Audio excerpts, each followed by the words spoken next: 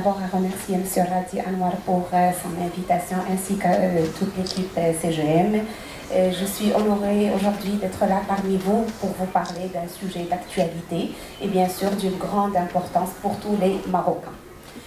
Ma présentation aujourd'hui, je vais essayer de vous donner un aperçu sur les missions, stratégies, objectifs et services fournis par la CNSS, ainsi que toutes les réformes mises en œuvre par la CNSS pour améliorer la couverture sociale dans notre pays. Dans un premier temps, le discours royal lors de la rentrée parlementaire en octobre 2020, un appel à la couverture sociale pour tous les Marocains a été lancé par Sa Majesté le roi Mohamed VI. Et comme vous le savez tous, la CNSS a été choisie comme organisme gestionnaire de ce projet royal. Ce projet s'étale sur 5 années. On a commencé depuis 2021 et on y travaille toujours. On a commencé en 2021 par les TNS, les travailleurs non salariés. Ça veut dire des gens qui travaillent pour leur propre compte, qu'il n'y a pas une relation salariale entre un employeur et un employé.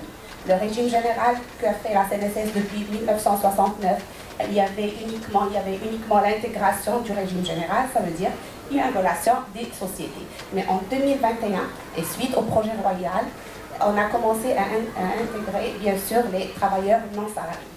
En date d'aujourd'hui, la CNSS a réussi à intégrer 34 catégories. L'intégration passe des organismes de liaison.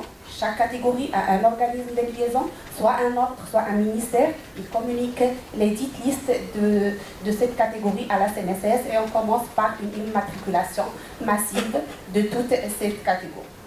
En 2021, on a intégré la population extramédiste, actuellement appelée Amotadamon ou Amouchenil, selon le RSU, le Registre social unifié.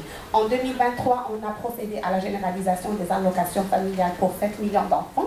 Et en 2025, à l'horizon 2025, Inch'Allah, on attaquera la retraite qui sera obligatoire pour toutes les catégories et on va passer à l'allègement des conditions pour avoir l'indemnité perte d'emploi. Pour les prestations servies à la CNSS, je ne vais pas m'attarder pour les prestations. On a un ensemble, un panier très varié de prestations servies par la CNSS. Mais aujourd'hui, le but, c'est de mettre le point sur les avantages de l'assurance maladie obligatoire gérée par la CNSS. La différence entre les autres assurances privées pour les prestations. Le premier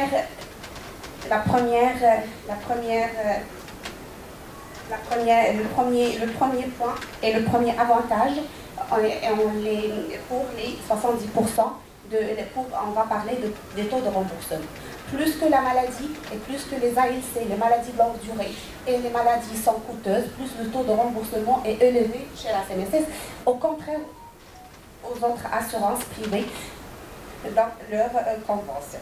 Donc, je ne veux pas rentrer dans le détail. Je ne sais pas que j'ai combien de temps, M. Radi, à peu près 10 minutes, parce que le détail est très long, c'est pour ça. Non, pas de détail. Pas de détail, donc je ne rentre pas dans le détail. C'est le climat des affaires, de l'impact social, si on peut mesurer. Donc, pour les prestations, à retenir, l'assurance maladie obligatoire est par rapport au taux de remboursement, plus que la maladie coûteuse, plus le taux de remboursement élevé à la CNSS, au contraire aux autres assurances privées.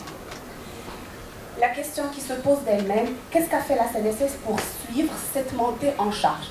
Il y avait les 3 millions des TNS plus les 5 millions des ramédistes, ça a donné un 8 millions de Marocains. Avec leurs ayants droit, conjoints et enfants, ça a donné un total de 22 millions de Marocains qui ont intégré récemment, ces dernières années, la CNSS. Qu'est-ce qu'a fait la CNSS pour suivre cette montée en charge de ces dossiers de ses adhérents? Il y avait, dans un premier temps, il y avait notre partenaire de l'ABP, les points de proximité. On a instauré les points de proximité. Sur 2100, sur tout le royaume, on a intégré les 2100 points de proximité.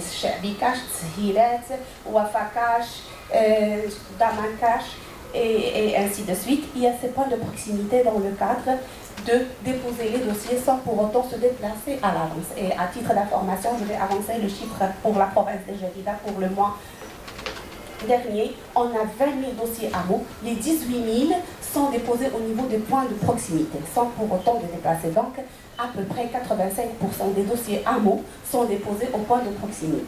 donc pour éviter le déplacement des assurés et de ces adhérents en général. En plus des points de proximité, on a mis en place un serveur interactif et l'application Ma CNSS.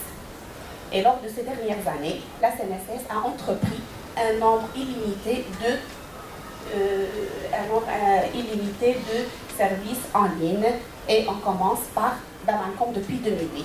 Et récemment, en 2023, on a lancé la plateforme Al-Tawidati sur laquelle tous les ayants droit, tous les assurés et les affiliés et les TNS, la CNSS a facilité l'accès aux droits pour ses adhérents.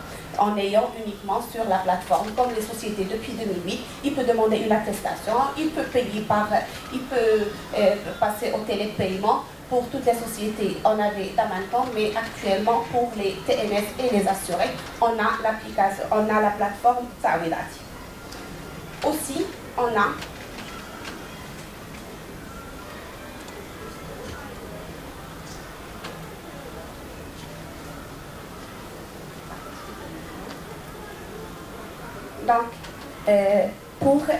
on a 170 agences CNSS à travers le Royaume. Depuis 2021, décembre 2021, on a ouvert une agence à Sidi Ismail. Et depuis jusqu'à en date d'aujourd'hui, on a 47 nouvelles agences créées depuis 2021. Aussi, on a les agences mobiles qui se déplacent dans les souks, le rural comme l'urbain. Les agences mobiles, on a 47 agences mobiles aussi à travers le royaume. Ajdida elle seule, on a 2 agences mobiles. Et récemment, on a ouvert une agence à Azmour. Donc, comme vous voyez, la CNSS suit la stratégie et la dynamique nationale dans le parcours de digitalisation et de matérialisation de ce service et la stratégie du Maroc en général, et la CNSS a été toujours parmi les leaders dans ce chantier de dématérialisation et digitalisation. J'espère que j'étais brève, mais l'agence reste ouverte pour toute information pour les candidats.